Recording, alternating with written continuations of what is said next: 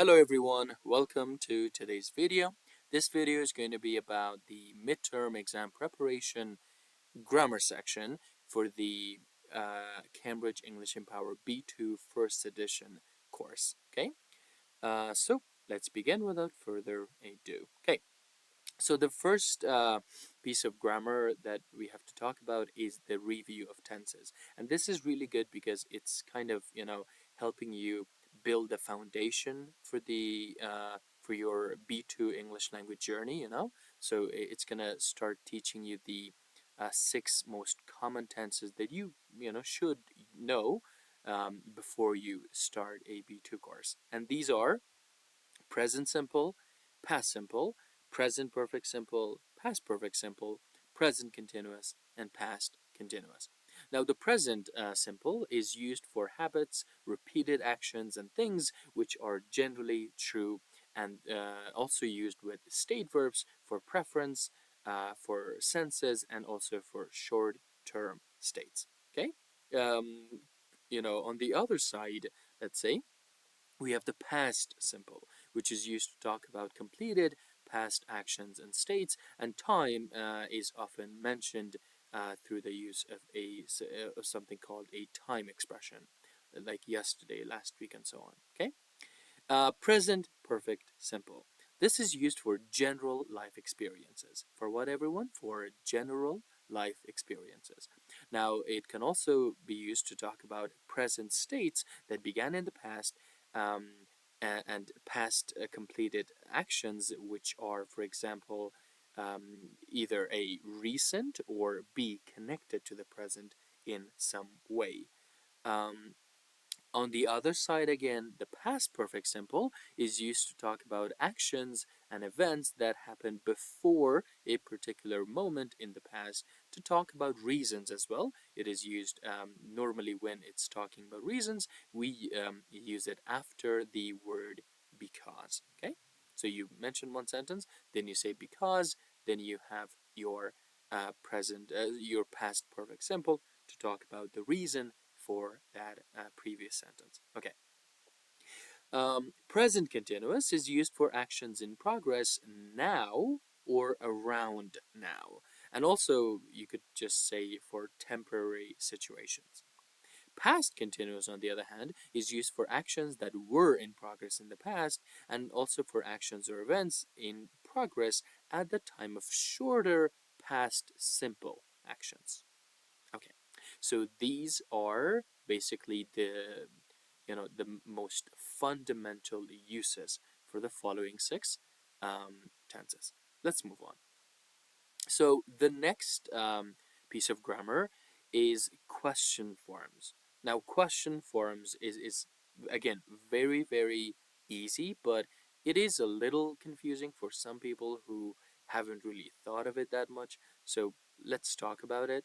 Um, Talking about the positive and negative questions first. So use an auxiliary verb, or at least called a helping verb or an auxiliary verb, depending on your pronunciation, like do, is, have, and those things, before the subject to form questions. As an example, you can say, do you like pizza?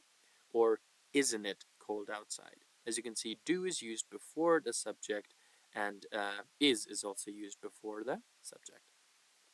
Now, prepositions. Where do they come in questions? Prepositions usually come at the end of questions. For example, where are you from? Of course, this does have a little bit of a point we have to talk about, a side note. You can put prepositions at the beginning. At least in English, it has been um, kind of accepted by many people that if you put it at the beginning, it will sound more formal. But if you have read, any new, let's say, publications, or like, for example, Merriam-Webster once did a video and an article on this as well. This putting prepositions at the end is just a kind of a rule, you could say, that was actually present in a language, but not in English. Actually, it was in Latin, and since Latin and English are a bit connected in a way, because English has a lot of Latin rooted words and other linguistic features. So people thought that, okay, so this must also come, this grammar rule from Latin. But the correct answer is no.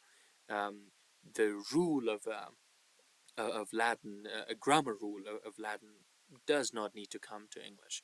But nowadays, because it's used either this way and putting it at the beginning, I mean, so either way is fine. Just remember that in modern English, putting the preposition at the end is much better.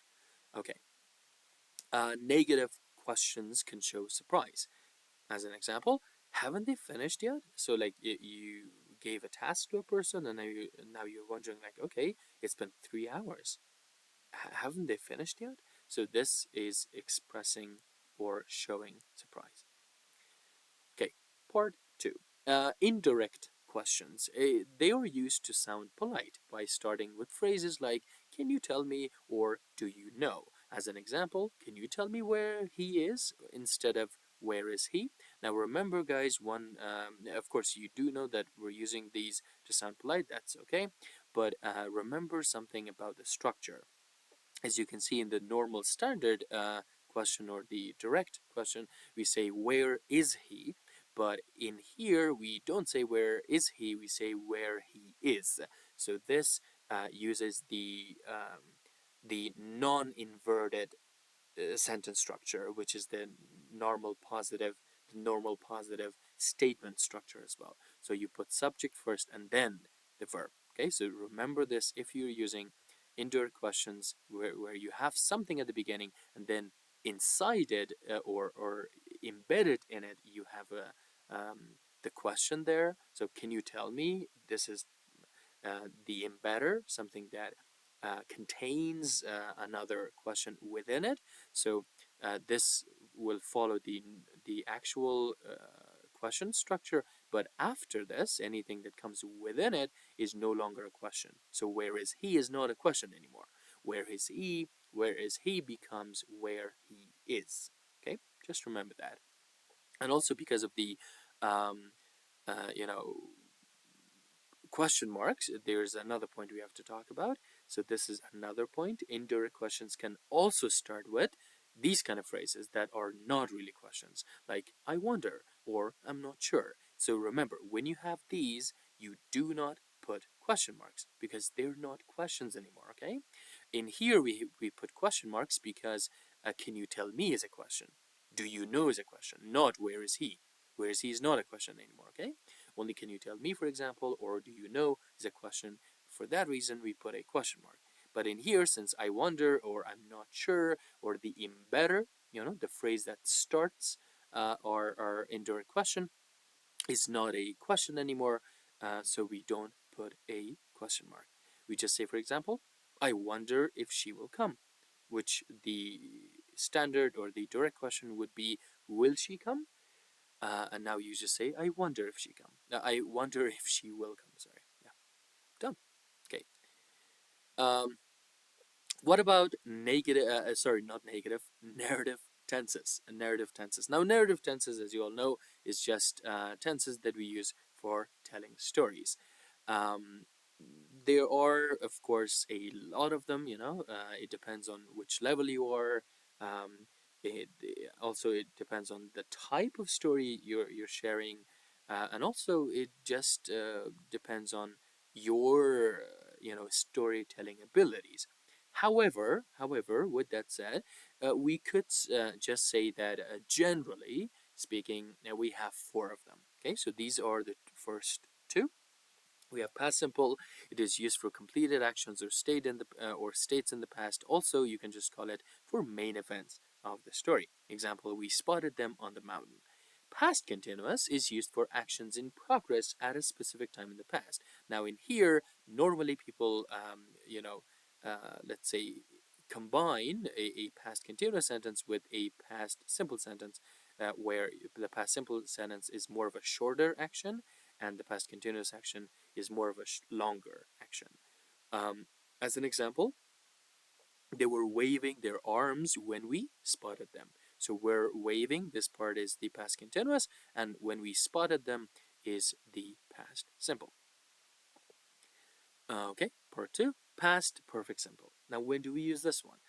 So, past perfect simple or PPS is used for actions that happen before the main events in the story. Example, we spotted them because they had built a sign. Okay, we spotted them because they had built a sign. So, in here, also, one of the usages that we talked about at the beginning, if you remember, talking about reasons, using past perfect. So, because they had built a sign, this thing happened first, and then this thing happened. So this is happening first, and then after that, when people saw the sign, they spotted them. So this is number two. Okay. And past perfect continuous, it is used to show um, the duration of an activity before a specific point in the past. Example: they were tired because they had been building the sign for hours. Okay.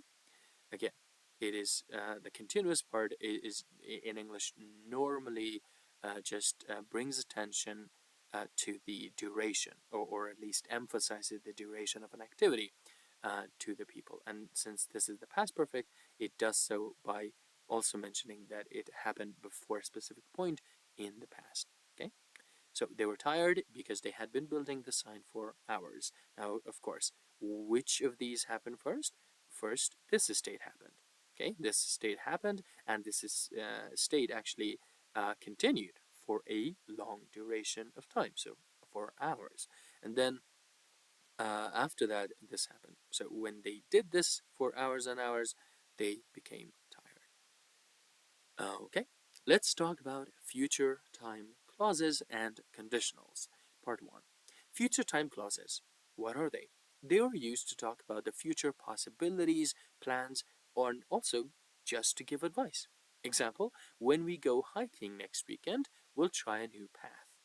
This is a future time clause. Conditionals, on the other hand, they are used to talk about conditions and their possible outcomes. Example, if you see a bear, don't run. Very, very easy.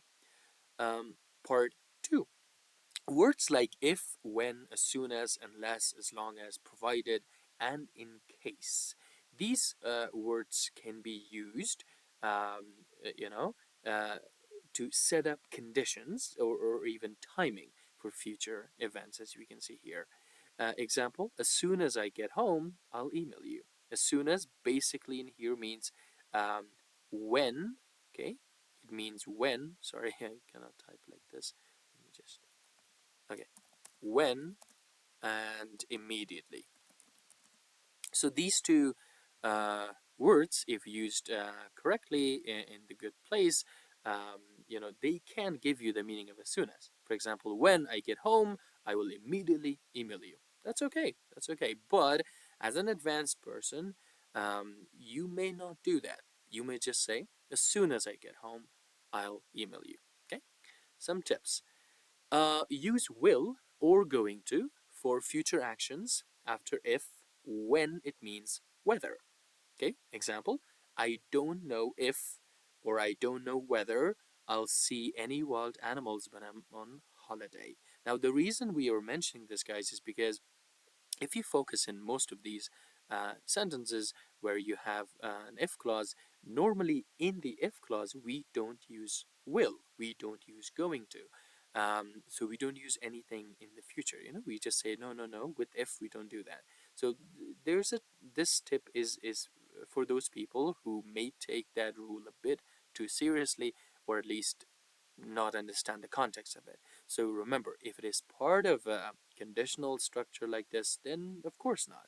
But if it's like this, of course you can do that. After if, when if means whether, you can do that. For example, I don't know if I'll see any people when I'm on holiday.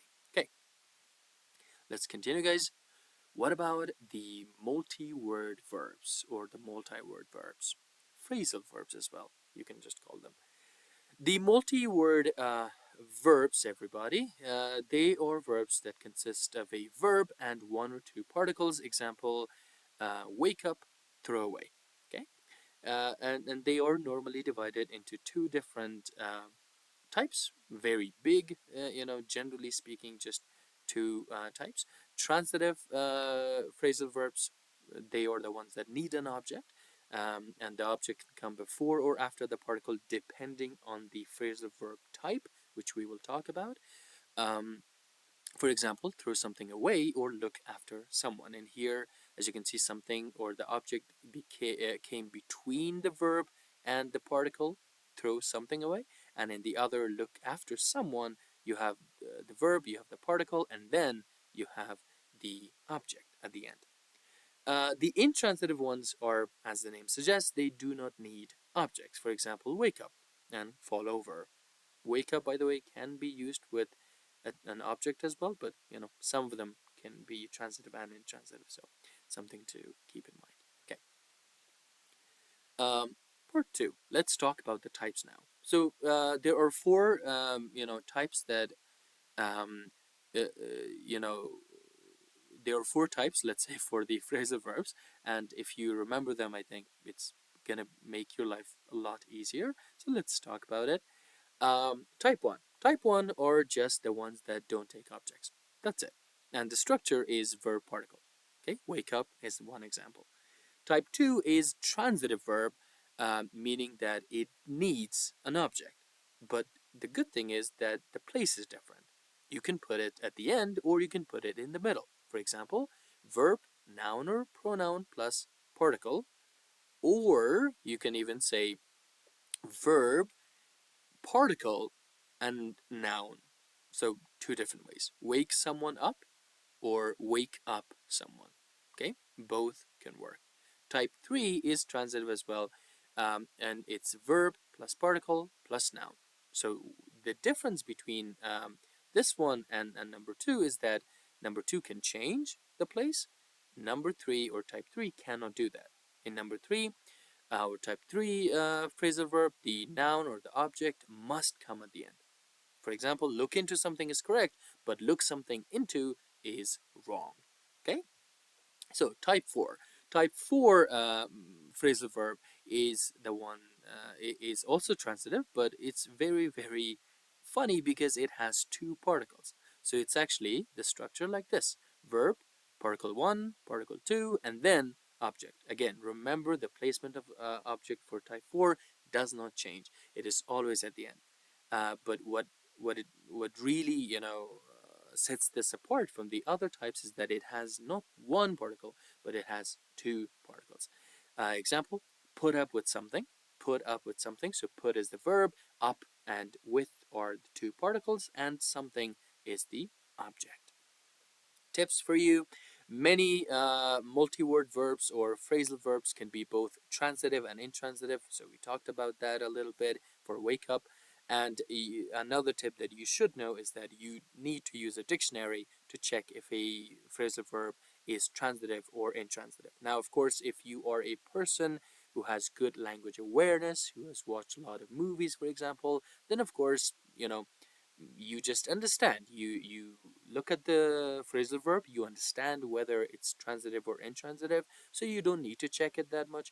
But if you're a person who may not have that much of a high level of language awareness, let's say, then it's okay to just check a dictionary. Everyone does, okay? Everyone, even native English speakers, they do check dictionaries for these kind of things. Okay, so let's continue, guys. Uh-huh. Okay, so the next one is present perfect simple and continuous. Part 1. Present perfect simple. What is it used for? For experiences, used to talk about experiences without specifying when they happened. Example: he's tried to run a marathon 4 times in his life. Okay? Now, in here, we're not really mentioning when, specifically when uh, this happened, because this is a general experience. This is a what? A general life experience. Um, for the present period, used for experiences during any present period of time. Again, for example, what have you learned or learnt, depending on, again, type of English you're studying. Cambridge English Empower is British, so they're going to use this, but as an American English speaker, you may just use learned.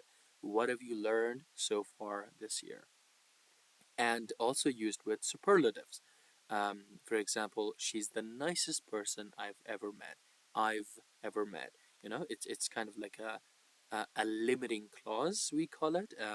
You put it with superlatives to limit the range of a superlative. Okay, so she's the nicest person means that of all time, maybe, or maybe in all of existence. Like no one knows. But if you say she's the nicest person I've ever met, then you know your range gets limited. So now people know from what range you're talking about. Okay, so the nicest person among the people that I've met. Okay, part two, present perfect simple again. Recent actions, for example, used for recent completed actions with a result in the present. Example, oh no, I've broken my key. Oh no, I've broken my key. So what is the result in the present? Your key is broken. That is the result.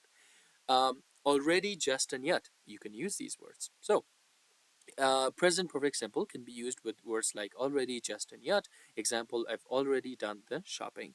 But what meanings do they give? So already is kind of like talking about an action that occurred or happened before, I should say, the expected time already. Just is like very recently, like maybe a few minutes ago, maybe. And yet is normally used with negative and questions, meaning that something um, did not happen, even, when the deadline is finished, you could say. Okay, so the time is up, but you're still not done. For example, I, as a teacher, would go to my students and say, like, hey, haven't you done your assignments yet? Like, deadline was yesterday. Haven't you done your assignments yet? That could work here, okay? So, for the duration, used to talk about how long with the state verbs like for and since as well. You can use for and since with those state verbs to talk about how long something has been happening, you could say. Example, I've known them for years, but I haven't seen them since January. So, known them for years and since January. Frequency, it is used with how many, how much, and how often to talk about experiences as well. Example, how many essays have you written? How many essays have you written? Once again, this alone could mean different things. It could be about all the life of a person, right? It could be just one day in a class. It could be over the period of one course. So it's different. You may choose to limit that or at least specify your range here. Okay, so thank you. Part three, uh, present perfect continuous now. So what about that one? It's recent actions with results. For example, she's tired because she's been training hard. It is used when a recently completed action has a result now. Normally, I like to say that it's kind of like side effects as well, you could say, for something, She's tired. Why? Because tiredness, you could say, is a side effect for training hard.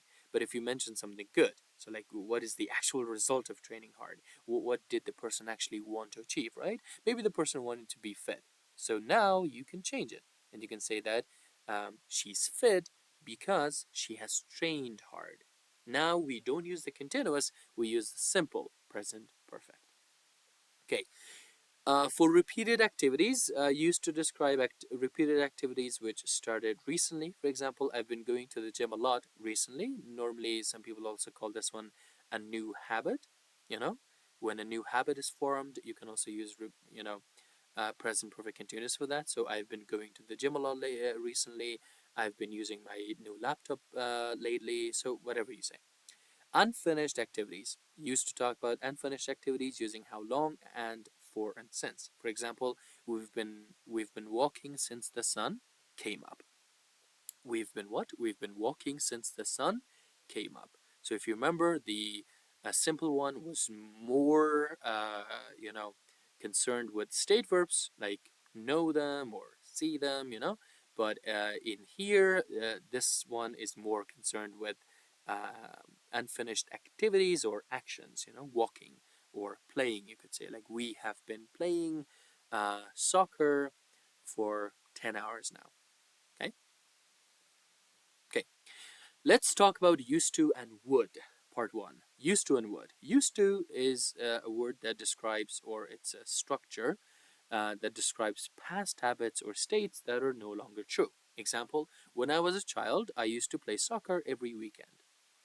Would, on the other hand, is also used for past habits, but not for past states. So if it's an action, use it with would. If it's not, if it's a state, don't use it with would.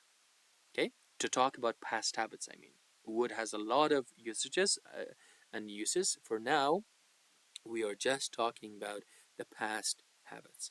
Example, when I was a child, I would play soccer every weekend. This is good. This is good. Um, but for example, if you say, when I was a child, I would be, then no, that's not good. For example, for used to, it works. When I was a child, I used to be very short. But now you cannot say, when I was a child, I would be very short. Okay? That one is wrong. But this is okay. Play is an action verb. Part two, no longer and anymore. So what if, you're a person who doesn't like to use used to and would? So you have two other alternatives here, okay? No longer. Used before a positive verb or after the verb be to indicate something that is not true anymore. And remember, we use the present simple for that. For example, we no longer go to the old forest. We use the present tense, okay? We no longer go to the old forest.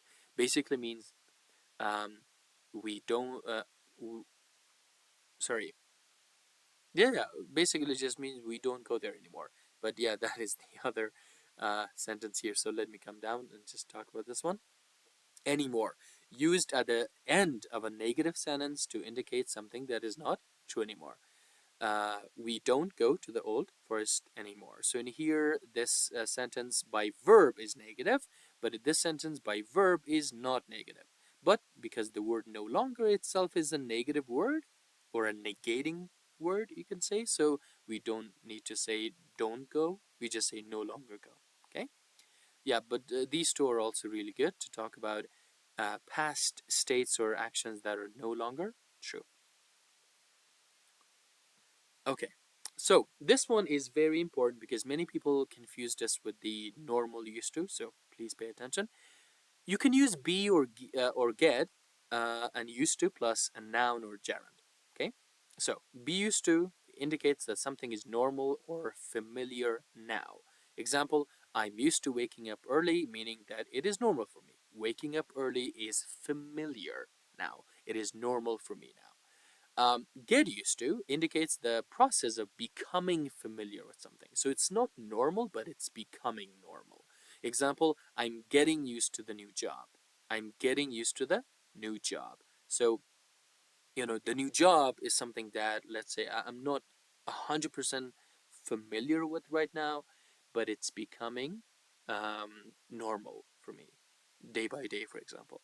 Tips: don't use used to or would for actions that happened only once. Many people make this mistake. Don't do that. So, for example, I heard another student the other day say that I would graduate from high school, or I would graduate, um, you know, from this faculty or whatever. That's not, guys, we're not doing that, okay?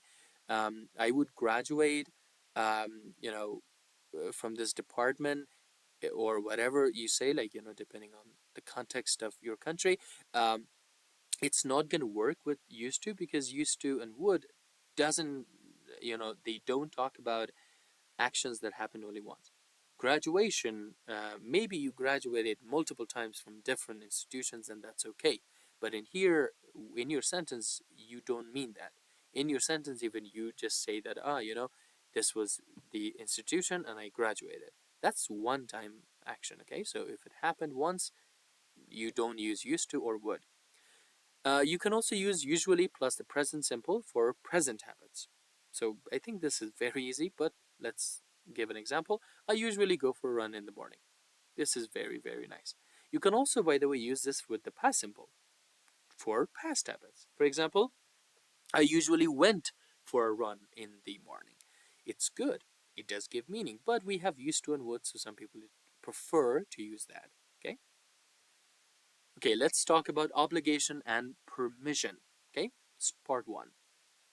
Strong positive obligation. For the present, you must wear a helmet. The speaker is making a rule. Past, we had to wear a helmet. The speaker is describing a rule. Strong negative obligation. Present, you must not remove your helmet. The speaker is making a rule again. Past, we weren't allowed to remove our helmets. The speaker is describing a rule. So remember, guys, that you have the different words here that can help you do that, or talk about these things. Must, weren't allowed, or be not allowed to plus verb one, you can make the structure mm, based on the examples as well. Or two, positive obligation, not strong obligation, just positive. Present, I think you should give the money back. The speaker is making a suggestion. Past, I was supposed to give the money back. The speaker describing something, a rule, saying that, I was supposed to do it, but I didn't, so I was supposed to give the money back. No obligation. Present, you don't have to buy a ticket. You don't have to buy a ticket. The speaker is making a statement. You don't need to do that. There's no obligation for that. You're not obligated to do that.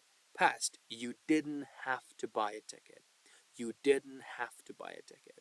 The speaker is describing a rule. Part 3. Permission. For the present, yes, you can go home.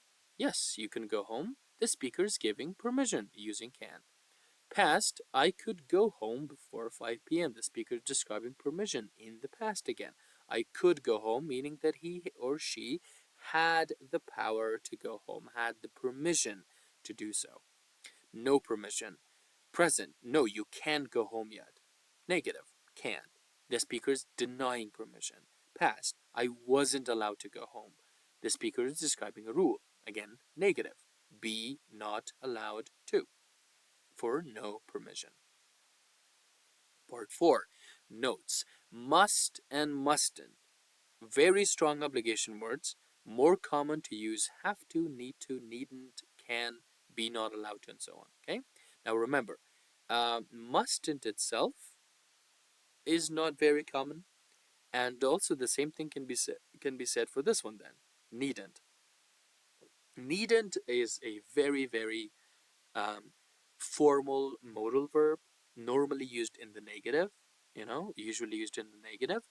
And as an example, like you could say, let me just type it, or she, let's say, she needn't go home.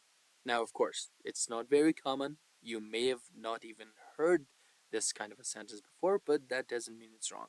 So, needn't is the modal plus verb one. Basic structure of a modal. Can, verb one, will, verb one, and so on.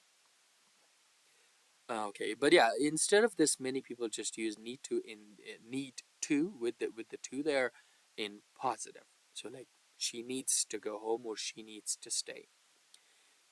Should versus ought to. What's the difference? Should is more common than ought to, and questions and negatives with ought to are very rare. Um, Need to, similar to have to, give the same meaning. They give the same meaning. And need alone, usually negative, is a modal verb, as the example we have given here. Okay, so moving on. Future probability, part 1. For high probability or 100%, we use modal verbs like we will go, we will certainly go, we will probably go. Have different, of course, variations a little bit. Will probably go, of course, is much lower than we will certainly go, but, they're both high probability. Other expressions we can use is I'm sure we'll go. I'm sure. You're just adding a little bit of a phrase at the beginning. Adjectives. It's certain that we'll go. It's certain that we'll go. Again, adding a phrase there with an adjective. For medium probability or 50%, we use modal verbs like we could will go, we may will go, we might will go, we could go, we may go, we might go. Now again, the ones with the well there are perceived as a bit higher in the probability meter, let's say. So we might will go is a little more probable than we might go, but that's not that much of a big difference. So it's good to mention, but not that much important. Just remember that. Other expressions. There is a chance that will go, or there is a good chance that will go. Depending on what adjective you put here, you can change the meaning very much. Adjectives. It is likely that will go. It's possible that will go. Possible, likely, both are adjectives, and you can use very or highly and those kind of things to again change the meaning. Part two, low probability. Modal verbs, we probably won't go, as you can see in here, will became negative, so won't, and you're putting probably before that. We probably won't go, or we won't go alone, or we certainly won't go. Other expressions, I don't suppose we'll go. I don't suppose plus your clause. I doubt if we'll go. So again, the structure is what? I doubt if plus clause. I shouldn't think we'll go. Not very common in American English, but it does work if you want to use it. I shouldn't think plus clause. There's no chance that we'll go.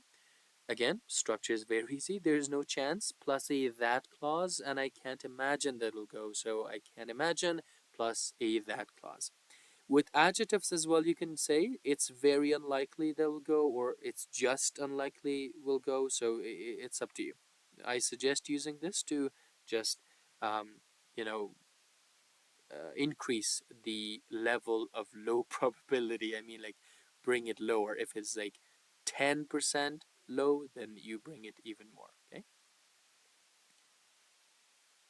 Okay. Part three, additional notes. Positive and negative forms. We use might not or may not for negative statements of probability. Avoid using couldn't as it refers to past ability, not future probability. Example, we might not go out on Friday. It's possible that we won't go out next Friday. This is the meaning that it will suggest, in a way. Adverbs. Adverbs like certainly and probably increase or decrease the level of certainty. They come after will, but before won't. Example, it'll probably be a nice day today, but it probably won't be nice tomorrow. Now remember, guys, most of these notes that we're giving, these are from the book itself, the Cambridge English Empower B2 first edition. So these are important to remember, even if another source mentions something else, since this is a midterm exam preparation video. So I do suggest following this on the test. I mean, so okay. Third one, adjective plus to plus infinitive. Use the pattern be plus adjective to infinitive, or to express certainty. As an example, they are sure to be late. What pattern are you using? See, you have be, sure, which is an adjective. You have to as well, and another be is the infinitive. They are sure to be late. Be adjective plus to plus infinitive. It expresses certainty. Okay, yeah, so they're sure to be late. The meaning is I'm sure that they will be late. Okay, so let's move on, everyone, to the next one. Okay, so the next one is future perfect and future continuous, part one. The future perfect, what it looks like, the explanation, the uses, let's talk about it. So the positive one looks like this. We will have left. We will have left. Structure is easy. You have will, have, and verb, three or past participle. Negative, she won't have left. Question, will they have left? Answer, short answer for that, yes, they will, or no, they won't. Explanation, we use future perfect to describe what we expect to happen before a specific time in the future. Example, I hope I will have sold my car by the end of the month.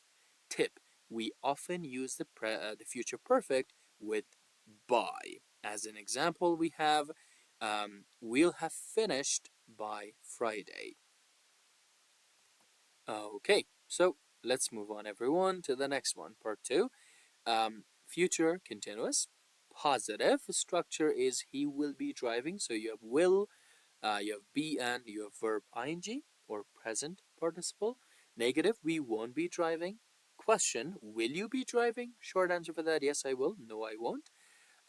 Explanation, we use the future continuous for activities that will be in progress around a particular time in the future. Example, don't phone me at 5 p.m. I'll still be driving home from work at that time. Tip, we can also use future continuous for things that are already planned. Example, it'll be tough in my new job. I'll be getting up at 4 a.m. every day. So this is kind of a plan that you've already made for your new job, you know? So this is future planned actions, you could say. So thank you very much, guys, and I hope this little video has prepared you guys for the midterm test, or if anyone else is watching, just for learning in general. Thank you.